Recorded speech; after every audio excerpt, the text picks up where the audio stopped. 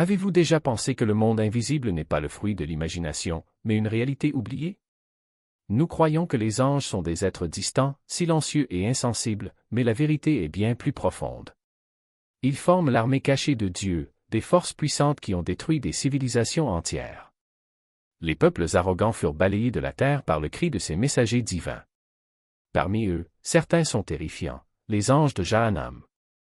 Créés sans pitié, sans oreilles pour les supplications, ils dominent le feu, vivent en lui et ne se consument pas, car le feu leur obéit. Cependant, ces mêmes légions célestes enregistrent également nos bonnes actions, aident les affligés et protègent ceux qui font face aux épreuves les plus dures. Certains sont peut-être à vos côtés en ce moment. D'autres se sont déjà manifestés parmi nous sous forme humaine. Ils ne connaissent ni la fatigue, ni la faim, ni le sommeil. Autour du trône de Dieu, sur les hauteurs de Sidra al-Muntaha, et jusque dans les profondeurs de l'enfer, ils louent et accomplissent sa volonté. Vous regardez des programmes sur la foi et les histoires sacrées, mais aujourd'hui nous vous proposons quelque chose qui transformera votre vision de l'univers. Pour ne pas manquer du contenu comme celui-ci, abonnez-vous à la chaîne, laissez un like et partagez vos réflexions sur les anges dans les commentaires. Si vous êtes prêts, commençons. Le messager de Dieu a cru en ce qui lui avait été révélé par son Seigneur, et les croyants ont également cru. Tout le monde croyait en Dieu, en ses anges, en ses livres et en ses messagers. Al-Baqarah 2, 285. Et il y a un secret colossal, presque incroyable, caché sous nos yeux. En ce moment même, des milliards d'êtres bougent, respirent et glorifient Dieu autour de nous. Nous ne les voyons pas, nous ne les entendons pas, nous ne les ressentons pas. Notre vision est limitée, notre audition est faible, notre perception est restreinte, mais ils sont là. Ils l'ont toujours été. Bien avant Adam, avant même les premières créations, ils existaient seuls, les anges. Mais ne les imaginez pas seulement comme des personnages ailés, identiques et sereins. La réalité est bien plus surprenante, plus extraordinaire qu'on ne peut le concevoir. Tout le monde n'est pas pareil. Certains défient toute description. Ce ne sont pas seulement des êtres d'adoration, ils sont l'armée invisible de Dieu, les forces cachées qui font bouger les planètes, les étoiles, les galaxies et même le temps. La science moderne détecte les effets de ces forces, mais, comme elle ne peut pas les voir, elle les appelle « énergie noire ». Les anges exécutent tous les ordres cosmiques, communiquent entre eux et maintiennent l'univers en parfait équilibre. Si les anges qui agrandissent le cosmos ne recevaient pas les instructions correctes, ceux qui soutiennent les galaxies ne pourraient pas les maintenir ensemble. Il n'y a pas de chaos dans l'univers, il y a un ordre impeccable, établi par celui qui possède une connaissance infinie. Parmi les plus grands anges se trouvent ceux qui portent le trône de Dieu. Ces dimensions sont si colossales que la distance entre ses oreilles et ses épaules équivaut à un voyage de 700 ans. Cette information provient d'un hadith enregistré par Abu Daud. Le Coran décrit, ce jour-là, le ciel se brisera et il sera fragile. Les anges seront autour de lui et 8 d'entre eux porteront au-dessus d'eux le trône de leur Seigneur. Anduliya, a dit le prophète, les anges qui portent le trône sont 8. Saïd ibn Jubair a expliqué que, 8, dans le passage fait référence à 8 rangs d'anges. Ils font le tour du trône en proclamant, gloire à Dieu et louange à lui. Ces êtres sont parmi les plus proches de Dieu et sont considérés comme les chefs des anges les chérubins. Selon un récit d'Ibn Abbas, les chérubins sont divisés en 8 types, chacun ayant un pouvoir équivalent à la somme de tous les humains, djinns, démons et anges. Le Coran mentionne également que les anges qui portent le trône et ceux qui l'entourent demandent pardon pour les êtres humains, notre Seigneur, tu embrasses toutes choses avec connaissance et miséricorde. Pardonne à ceux qui se repentent et suivent ton chemin, et protège-les du châtiment de l'enfer. La relation entre les anges, le temps et l'espace est fascinante. Ce ne sont pas seulement des êtres invisibles, ce sont des voyageurs temporels, capables de raccourcir les distances et de parcourir des chemins secrets dans les cieux et dans les profondeurs de l'univers. Le Coran révèle cette réalité, il gère toutes choses depuis le ciel jusqu'à la terre, puis elles montent vers lui en un jour dont la durée est de 1000 ans selon votre calcul. As-Sajda 32, 5. Et encore, les anges et l'esprit montent vers lui en un jour dont la durée est de 50 000 ans. Al-Ma'arij 70, 4. Comment est-ce possible? Les anges sont faits de lumière, libres des limitations d'un corps physique ou des mesures du temps telles que nous les connaissons. Par conséquent, ils empruntent des itinéraires qui défient notre compréhension, portails, passages et dimensions cachées.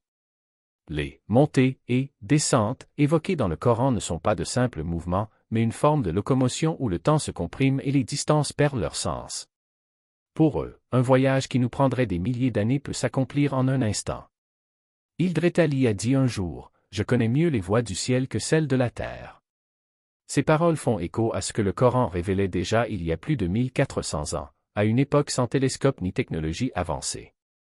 Aujourd'hui, la science moderne parle de « trous de verre », des raccourcis dans l'espace-temps qui permettraient de voyager instantanément entre des points éloignés de l'univers. Le Coran soulignait déjà cette réalité, décrivant les chemins empruntés par les anges comme portails entre les dimensions. Les génies, comme les anges, peuvent aussi monter au ciel, mais leurs tentatives d'intercepter les messages divins sont contrecarrées par la vigilance des anges. Le Coran déclare, « Nous ornons d'étoiles le ciel le plus proche et le protégeons de tout démon rebelle. » Ils ne peuvent pas entendre l'Assemblée suprême et sont repoussés de tous côtés. Ils sont expulsés et pour eux il y a un châtiment éternel. La protection divine est absolue et les anges sont vos gardiens. Et qu'en est-il de la Terre? Une planète vivante et palpitante, pleine de montagnes qui s'élèvent comme l'épine dorsale de géants endormis, d'océans qui recèlent des abîmes plus profonds que l'obscurité elle-même et de forêts qui respirent comme les poumons d'un corps cosmique. Chaque grain de sable, chaque feuille qui tombe, chaque goutte de rosée qui se forme à l'aube, tout cela est enregistré, tout cela glorifie Allah, mais pas en soi. Il faut un ange pour donner voix à cette glorification silencieuse, pour transformer le murmure de la création en un chant conscient. Et à quoi ressemblerait cet ange? Cela ne pouvait pas être simple, cela ne pouvait pas être limité.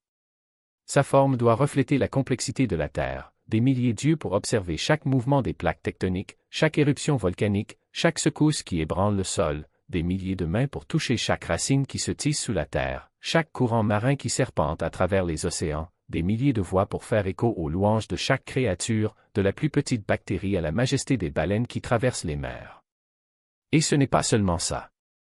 Les vents, ces messagers invisibles qui parcourent des continents entiers, emportant avec eux le parfum des fleurs, le pollen des plantes, le souffle des tempêtes, ont aussi leurs anges. Imaginez un être dont les ailes s'étendent sur des kilomètres, dont les mouvements sont aussi rapides que le vent lui-même, capable d'enregistrer chaque rafale, chaque tourbillon, chaque brise qui caresse le visage d'un croyant en prière. Cet ange non seulement observe, mais est le vent dans son essence spirituelle, donnant un but à chaque souffle qui traverse le monde. Et qu'en est-il des océans? Des eaux qui couvrent plus de 70% de la surface de la Terre, pleines de mystères que l'homme ne parviendra jamais complètement à résoudre. Des abîmes où la lumière du soleil n'atteint jamais, des créatures qui brillent dans l'obscurité comme des étoiles submergées, des courants qui entourent la planète comme les veines d'un être vivant. Chaque vague qui déferle sur la plage, chaque marée qui monte et descend, chaque tourbillon qui se forme dans les profondeurs, tout cela est l'œuvre d'un ange. Un être dont la forme est fluide comme l'eau, dont les yeux sont capables de voir à travers les ténèbres abyssales, dont les mains détiennent les secrets des mers. Quand une baleine chante dans les profondeurs, quand un banc de poissons se déplace en parfaite synchronisation, quand une tempête se forme à l'horizon, c'est l'ange des océans qui enregistre, qui glorifie, qui transforme le chaos apparent en ordre divin. Et nous ne pouvons pas oublier les animaux. Chaque espèce, du lion le plus féroce au plus fragile des insectes, a sa raison d'être, sa fonction dans l'équilibre de la création. Mais qui garantit que cet objectif soit atteint? Qui s'assure que le lion ne tue pas plus que nécessaire, que l'abeille pollinise avec précision, que l'oiseau construit son nid au bon endroit? Ce sont les anges, ces gardiens invisibles, qui accompagnent chaque créature, guidant ses instincts, enregistrant ses actes, transformant ses actes en louanges. Quand un loup hurle à la lune, quand un éléphant pleure la mort d'un compagnon, quand une fourmi transporte un grain de sucre 100 fois plus gros que son corps, c'est l'ange assigné à cette espèce qui témoigne, qui glorifie, qui présente ses actes devant Allah. Et qu'en est-il de nous, les êtres humains? Nous sommes les seuls à avoir reçu le libre arbitre, la capacité de choisir entre le bien et le mal. Mais malgré cela, nous ne sommes pas seuls. Chacun de nous a des anges qui nous accompagnent, enregistrant nos actions, nos paroles et même nos pensées. Lorsque vous faites une bonne action, lorsque vous aidez quelqu'un sans rien attendre en retour, lorsque vous récitez sincèrement une prière, les anges sont là, prennent note et élèvent vos bonnes actions vers le ciel. Et lorsque vous péchez, lorsque vous vous éloignez du chemin, lorsque vous ne remplissez pas vos obligations, ils sont là aussi, témoins, mais pas pour condamner, mais pour vous donner la chance de vous repentir, de vous retourner, de demander pardon. Maintenant, réfléchissez à ceci. En ce moment même, alors que vous lisez ces mots, il y a des anges tout autour de vous. Ils observent, enregistrent, élèvent leurs intentions. Si vous êtes ici parce que vous recherchez la connaissance, parce que vous voulez vous rapprocher d'Allah, parce que vous voulez mieux comprendre sa création, les anges sont déjà en mouvement, ils forment déjà un cercle autour de vous, ils préparent déjà leurs ailes pour porter vos bonnes actions vers les cieux. Et lorsqu'ils se présentent devant Allah, lorsqu'ils mentionnent son nom, lorsqu'ils disent « Ce serviteur cherchait la connaissance, il essayait de se rapprocher de toi, qui sait quelle sera la réponse d'Allah? Qui sait quelle bénédiction il vous accordera? » Ne sous-estimez pas le pouvoir d'une intention sincère. Ne sous-estimez pas la valeur d'être dans un endroit où Allah est mentionné, où sa parole est récitée, où sa création est célébrée. Les anges vous guettent toujours, toujours prêts à élever vos actions, à transformer vos efforts en lumière. Et quand vous vous y attendez le moins, quand vous pensez que personne ne vous regarde, quand vous pensez que vos petits actes ne font aucune différence, rappelez-vous, les anges sont là. Et ils n'oublient jamais. À toi la bonne nouvelle de la naissance d'un fils sage. Et comment ne pas avoir peur, si ceux qui ne mangent ni ne boivent, qui ne connaissent ni la faim ni la soif, se tiennent devant vous? Mais la vérité est que les anges n'ont pas besoin de ce dont les hommes ont besoin. Ils ne sont pas faits de chair mais de pure lumière, et leur existence est un témoignage vivant de la grandeur d'Allah. Quand Ibrahim, que la paix soit sur lui, les a vus, son cœur a reconnu quelque chose qui dépasse l'humain, car les anges ne sont pas comme nous. Ils ne vieillissent pas, ils ne tombent pas malades, ils ne se fatiguent pas. Sa force est l'obéissance, sa beauté est la soumission et sa récompense est la proximité avec le Créateur. Ils sont partout, même quand on ne les voit pas. Lorsque vous levez les mains en signe de supplication, elles sont à vos côtés, enregistrant chaque mot, chaque larme, chaque soupir de foi. Quand on récite le Coran, ils se rapprochent, écoutent comme si c'était la première fois, comme si chaque lettre était un nouveau miracle. Lorsque vous faites une bonne action, il la soulève vers les cieux, multipliant son poids jusqu'à ce qu'elle devienne une montagne de lumière. Et quand vous péchez, ils attendent non avec jugement, mais avec miséricorde que vous vous repentiez, que vous reveniez, que vous vous purifiez. Parce que les anges ne sont pas que des témoins. Ce sont des messagers d'espoir. Ils ne connaissent pas le désespoir, car leur foi est absolue. Ils ne connaissent pas le doute, car leur certitude est inébranlable. Et lorsque vous sentez que vous êtes seul, que personne ne voit vos efforts, que vos luttes sont invisibles, rappelez-vous, elles sont là. Ils sont toujours là. Ils ne dorment pas. Ils ne se laissent pas distraire. Ils n'oublient pas. Lorsque vous respirez, que vous vivez, que vous existez dans ce monde éphémère, ils sont tout autour de vous, comme un mur de lumière, comme une armée de miséricorde, comme un pont entre ce que vous voyez et ce que vous ne pouvez pas encore voir. Et quand le moment viendra où vos yeux se fermeront sur ce monde, ils seront là aussi, non pas comme des étrangers, mais comme de vieux amis, prêts à vous guider vers la suite. Parce que la vérité est la suivante, vous n'êtes pas seul. Cela ne l'a jamais été. Et cela ne le sera jamais. Les anges sont la preuve vivante qu'Allah n'abandonne pas ses serviteurs. Ils confirment que chacun de vos actes, aussi petits soient-ils, a du poids. Ils sont la garantie qu'à la fin, la justice sera rendue, la miséricorde sera versée et la lumière vaincra les ténèbres. Ainsi, lorsque vous vous levez pour prier, lorsque vous vous inclinez en signe de gratitude, lorsque vous pleurez en signe de repentance, sachez qu'ils sont là. Et sachez qu'au jour du jugement, lorsque les livres seront ouverts et que les actes seront pesés, ils seront les premiers à témoigner en votre faveur. Parce qu'ils ont tout vu. Ils ont tout enregistré. Et par-dessus tout, ils aiment ceux qui aiment Allah. Qui façonne non seulement votre corps, mais aussi votre destin. Cet ange, avec la permission d'Allah, insuffle dans votre âme, écrit vos moyens de subsistance, votre mort, vos actions et si vous serez heureux ou malheureux dans ce monde et dans l'autre. Imaginez, à ce moment-là, alors que vous n'étiez encore qu'un amas de cellules dans le ventre de votre mère, un être de lumière s'est approché, a touché votre essence et a scellé votre avenir. Ce n'était pas une chance. C'était un décret divin, enregistré avant même que vous puissiez prendre votre premier souffle. Il vous accompagne du premier au dernier souffle. À votre naissance, les anges de la miséricorde accompagnent votre cri, célébrant votre arrivée dans ce monde.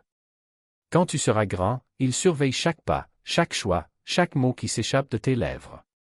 Quand vous tombez malade, ils implorent votre guérison. Lorsque vous vous perdez, ils essaient de vous ramener sur le chemin. Et lorsque vous vous rapprochez d'Allah, ils se réjouissent comme si c'était leur propre victoire. Mais ne pensez pas que votre présence est passive. Ils agissent. Ils intercèdent. Ils se battent pour vous. Lorsque vous êtes sur le point de tomber dans la tentation, l'un d'eux murmure dans votre cœur, souvenez-vous d'Allah. Souvenez-vous du jour du jugement. Lorsque vous êtes sur le point d'abandonner, un autre met de la force dans vos bras et de l'espoir dans votre âme. Et lorsque vous, sans vous en rendre compte, êtes sauvé d'un danger imminent, un accident évité, une maladie surmontée, une trahison découverte à temps, sachez que ce sont vos mains invisibles qui ont détourné le mal. Ils ne dorment pas. Ils ne se fatiguent pas. Ils ne se laissent pas distraire. Alors que vous luttez parmi les soucis de ce monde, ils restent fermes, s'enregistrant, protégeant, aimant. Et quand viendra le moment où on vous rappellera, quand la mort approchera comme un invité inévitable, ils seront là aussi. Non pas pour vous abandonner, mais pour vous accompagner jusqu'au seuil de l'au-delà. L'ange de la mort viendra doucement ou fermement, comme Allah le décrète, et les autres anges diront, ne craignez rien. Nous avons été avec vous toute votre vie. Maintenant, nous vous accompagnons vers la suite. Alors, lorsque vous vous sentez seul, rappelez-vous, vous ne l'êtes jamais. Quand vous pensez que personne ne voit vos difficultés, sachez que c'est le cas. Lorsque vous doutez de votre valeur, rappelez-vous que 8 êtres de lumière sont autour de vous, notant chaque geste de gentillesse, chaque acte de foi, chaque larme versée en signe de repentir. Ce ne sont pas de simples témoins. Ils sont vos plus fidèles alliés, vos plus infatigables défenseurs, vos plus fidèles compagnons. Et le jour où tous les voiles seront enlevés, où les livres seront ouverts et où les âmes seront pesées, ils seront les premiers à se lever et à dire, nous étions là. Nous avons vu. Nous avons enregistré. Et puis, devant Allah, ils vous demanderont. Parce qu'ils aiment ceux qui l'aiment.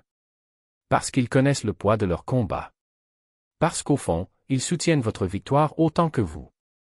Le désert brûlant, pas d'eau, pas d'ombre, juste le soleil implacable et le sable qui brûlait sous les pieds. Idriss, que la paix soit sur lui, ne s'est pas arrêté, il ne s'est pas plaint, il n'a pas faibli. Et l'étrange visiteur le suivait, pas à pas, sans un soupir de lassitude. À la tombée de la nuit, Idriss se prosterna en prière, et l'homme fit de même, sans hésitation. Quand le jour se leva, ils se remirent à marcher, et cela dura ainsi pendant 3 jours entiers. Le 4e jour, alors que le soleil était déjà haut, Idriss s'arrêta brusquement. Il regarda son compagnon avec un sourire serein et dit, « Maintenant, mon frère, tu as vu à quoi ressemble mon jeûne, ma veillée, ma dévotion. Dis-moi, tu veux toujours continuer ?» L'homme répondit, d'une voix qui semblait porter le poids des siècles, au prophète d'Allah, « Je ne suis pas celui que tu penses. Je suis celui que tu as demandé à rencontrer. Je suis Asraï, l'ange de la mort. » Idriss n'avait pas peur. Il n'a pas reculé. Il pencha simplement la tête, comme s'il recevait une vérité tant attendue. « Alors c'est toi, dit-il calmement. Je savais que ça arriverait. Mais je ne pensais pas que ce serait si tôt. » Asraï sourit, et dans ce sourire il y avait une tendresse que seuls ceux qui ont vu la fin de toute chose peuvent avoir. « Ô Idriss, Allah m'a envoyé pour prendre ton âme. Mais d'abord, il m'a permis de t'exaucer un souhait. Demande ce que tu veux, et si c'est en mon pouvoir, je le ferai. » Idriss réfléchit un instant. Puis, avec la sagesse de quelqu'un qui avait déjà touché les limites de la patience et de la foi, il répondit, « Je ne demande ni richesse, ni pouvoir, ni plus de temps dans ce monde. Je ne demande qu'une chose, que tu me montres à quoi ressemble la mort. Que je vois, de mes propres yeux, ce qui se passe lorsque l'âme quitte le corps. » Asraï hésita. Ce n'est pas quelque chose que les vivants devraient voir, ô prophète.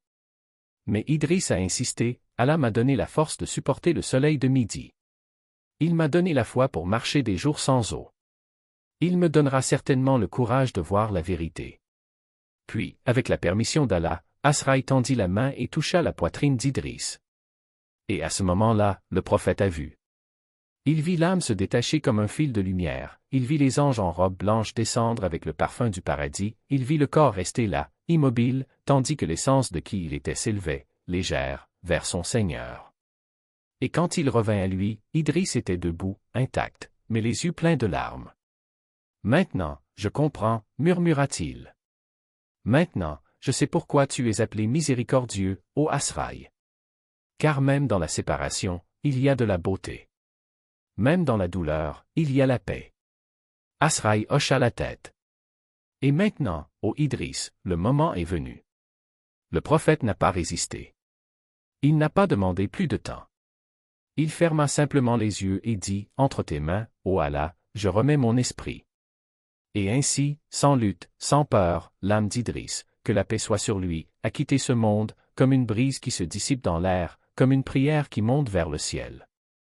Et les anges qui l'accompagnaient dès le sein maternel, qui enregistraient chaque larme et chaque sourire, qui étaient témoins de chaque bataille et de chaque victoire, se levèrent à nouveau. Nous y étions, disait-il le jour du jugement dernier. Nous l'avons vu. Nous l'avons enregistré. Et devant Allah, il le demanderait, comme il vous demande, comme il demande tous ceux qui, même dans les heures les plus sombres, n'ont pas cessé de croire. Parce que les anges ne sont pas que des messagers. Ce sont des miroirs de la miséricorde d'Allah. Ils sont la preuve que même si vous ne le voyez pas, vous n'êtes pas seul. Même si vous ne le ressentez pas, vous êtes soutenu. Même lorsque le monde semble s'effondrer, des mains invisibles vous tiennent, vous guident et vous attendent. Et quand votre heure viendra, quand Asraï viendra vers vous, comme il est venu à Idriss, rappelez-vous, la mort n'est pas la fin. C'est juste la porte. Et de l'autre côté, ils seront là. Les mêmes anges qui l'ont accompagné toute sa vie. Les mêmes qui préparent désormais leur place. Que ce soit dans le jardin, parmi les fleurs et les rivières de miel, ou dans le feu, là où il n'y a pas de relief. Le choix vous appartient. Mais sachez une chose, ils n'ont jamais cessé de vous soutenir. Jamais. Et puis il a dit, maintenant, entrez. Ceci est votre maison. Mais ne pensez pas que cette préparation n'était qu'un acte de générosité inutile. Non. Chaque détail a été calculé pour que vous, exactement vous, puissiez exister. Chaque molécule d'oxygène que vous respirez, chaque goutte d'eau qui étanche votre soif, chaque grain de terre sous vos pieds, tout a été façonné pour que vous puissiez marcher, penser, choisir. Et les anges? Ils furent les architectes silencieux de ce plan. Ils ne l'ont pas remis en question. Ils n'ont pas hésité. Ils exécutaient chaque ordre avec une précision divine, car ils savaient, ce qui se préparait n'était pas seulement une planète. C'était une scène. Et le protagoniste? Toi. Ils ont tout vu. Ils ont vu la terre se rafraîchir, les montagnes s'élever comme des piliers, les océans se remplir de vie. Ils virent le premier rayon de soleil toucher la première feuille, le premier oiseau briser le silence de l'aube. Et pendant qu'ils travaillaient, ils savaient déjà, un jour, tu arriverais. Un jour, vous regarderiez le ciel et demanderiez, pourquoi? Un jour, vous vous agenouillerez devant un coucher de soleil et vous ressentirez quelque chose de plus grand que vous. Et il serait là, invisible mais présent comme il l'avait toujours été. Parce que les anges ne sont pas que des serviteurs. Ce sont des témoins. Témoins de chacun de vos choix, de chaque pas, de chaque hésitation. Ils ont vu Adam créé d'argile, ils ont vu Noé construire l'arche, ils ont vu Moïse lever son bâton devant la mer. Et maintenant, ils vous voient. Ils connaissent le poids de vos luttes, la chaleur de vos doutes, la noirceur de vos peurs. Et pourtant, ils ne s'éloignent pas. Parce que votre existence n'est pas un accident. C'est une invitation. Une invitation à quoi, exactement? Pour prouver que vous en êtes digne. Pas de la terre, elle est déjà à vous. Mais qu'est-ce qui vient après? Du jardin ou du feu? De la paix éternelle ou d'un repentir sans fin? Et les anges? Ils applaudissent. Ils attendent. Ils prient pour que vous choisissiez le bien. Parce qu'au fond, ils le savent, on n'est pas seulement fait pour vivre. Vous êtes fait pour gagner. Et quand le moment viendra, quand Asraï approche, quand le dernier souffle quitte ses lèvres, rappelez-vous, ce n'est pas la fin. C'est juste la transition. Et de l'autre côté, ils seront là. Les mêmes qui vous ont préparé le terrain. Les mêmes qui l'ont accompagné à chaque étape. Ils ne vous abandonneront pas maintenant. Ils n'ont jamais abandonné. Alors respirez profondément. Regardez autour de vous. Chaque arbre, chaque étoile, chaque battement de votre cœur vous rappelle, vous n'êtes pas seul. Et le choix? Elle a toujours été à toi. Mais espérez? Ils n'ont jamais cessé de vous proposer celui-là. Approche-toi, ô humain, et assieds-toi à cette table abondante. Goûtez chaque cadeau, savourez chaque beauté, mais à une condition, ne m'oubliez pas. Car comment tout cela a-t-il été préparé? Par des mains invisibles mais précises. Michel commandait les armées célestes, les anges des montagnes élevaient les sommets, les anges des mers calmaient les vagues, les anges des plantes faisaient germer la vie, les anges des animaux multipliaient les espèces, tout cela sous le décret divin, tout cela comme un décor pour son arrivée. Maintenant, réfléchissez, si la Terre n'était qu'un océan sans fin, comment vivriez-vous? Si c'était un bloc de glace éternel, comment respirerait-il? Qui donc a ajusté cet équilibre parfait? Qui d'autre que celui qui sait tout, voit tout, pourvoit à tout? Et sous quel nom l'a-t-il fait? Du nom d'Aher-Rahim, le miséricordieux. Parce que des millions d'années avant votre existence, avant même que l'idée de l'humanité ne prenne forme, il préparait déjà chaque détail. L'air que vous respirez, le cycle de l'eau, les montagnes qui stabilisent le sol, les mers qui régulent le climat, le soleil qui réchauffe, la lune qui éclaire, les étoiles qui guident, tout a été placé au bon endroit. Pourquoi? Parce qu'il le savait. Un jour, tu arriverais. Et j'aurais besoin de tout ça. Comparez, si vous voulez, avec les soins d'une mère. Elle prépare le berceau, les vêtements, le lait, 9 mois d'attente, et on appelle ça l'amour. Mais Allah a préparé depuis d'innombrables siècles. Il a ajusté l'atmosphère, équilibré la gravité, semé la vie dans chaque recoin. Et pourquoi? Parce qu'il savait que tu viendrais. Et qu'il aurait besoin d'un foyer parfait. C'est la miséricorde. Non pas la miséricorde d'un instant, mais la miséricorde qui précède l'existence elle-même. Mais alors la question se pose, pourquoi vous? Pourquoi tant de soins, tant de préparation, tant d'attention? Pourquoi des anges ont-ils été nommés? Pourquoi la planète a-t-elle été façonnée? Pourquoi chaque détail a-t-il été calculé avec une précision divine? La réponse est simple, parce que vous êtes le seul être capable de connaître véritablement Allah. L'arbre ne le reconnaît pas, il suit simplement son cycle, sans en avoir conscience. L'animal ne le comprend pas, il vit par instinct, sans choix. L'ange le connaît, mais n'a aucune liberté, il obéit, mais ne décide pas. Mais vous? Tu sais. Et choisissez. Croyez-le ou non. Adorez ou s'égarer. Suivez le chemin de la gratitude ou de l'ingratitude. Cette liberté est ce qui vous rend unique. C'est ce qui fait sa valeur. Allah dit, j'ai préparé tout cela. Je vous ai amené ici. Maintenant, le choix vous appartient. Me reconnaîtrez-vous? Serez-vous reconnaissant? Ou tournerez-vous le dos? Et les anges regardent. Registre. Témoin. Ils disent, ô Seigneur, cet humain était reconnaissant, ou, ô Seigneur, cet humain était ingrat. Ce n'est pas une histoire aléatoire. Ce n'est pas le chaos. Ce n'est pas vide. C'est un plan. Une commande. Une sagesse qui se dévoile sous vos yeux. Et vous êtes au centre. La planète a été préparée pour vous. Des anges vous ont été assignés. Tout a été fait pour vous. Alors quelle sera votre réponse? Dites, oui, mon Seigneur. J'ai vu. J'ai compris. Et je suis reconnaissant. Ou détournez le regard. Le choix vous appartient. Les anges attendent.